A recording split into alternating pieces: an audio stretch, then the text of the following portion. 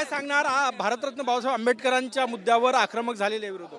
नाही, निश्चित स्वरूपात देशाच्या गृहमंत्र्यांनी देशाच्या संसदेमध्ये आज भारतरत्न परमपूज्य डॉक्टर बाबासाहेब आंबेडकरांच्या ज्या पद्धतीने उल्लेख केलेला हा अत्यंत चुकीचा आहे.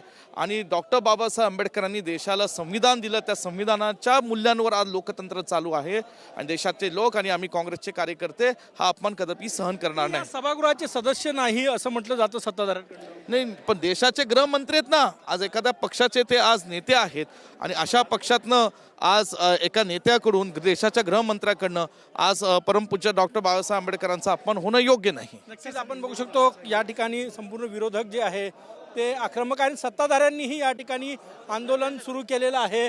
सत्ताधाऱ्यांचं हे आंदोलन या ठिकाणी आपण बघू शकतो. हे दृश्य बघा. कॅबिनेट मंत्री दादा भुसे, झिरवळ, राज्यमंत्री आशिष जयस्वाल सगळे नेते या ठिकाणी आलेले आहेत आणि हे दृश्य आपण बघू शकतो. फोटो सेशनसाठी या ठिकाणी आलेले आहेत आणि हे आंदोलन जे आहे ते या ठिकाणी सुरू आहे.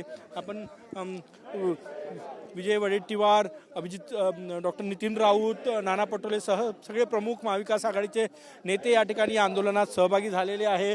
म्हणूनच केंद्रीय गृहमंत्री अमित शहा यांच्या वक्तव्याचा विरोधात हे आंदोलन जे आहे ते या ठिकाणी विरोधकांकडनं केलं जात आहे.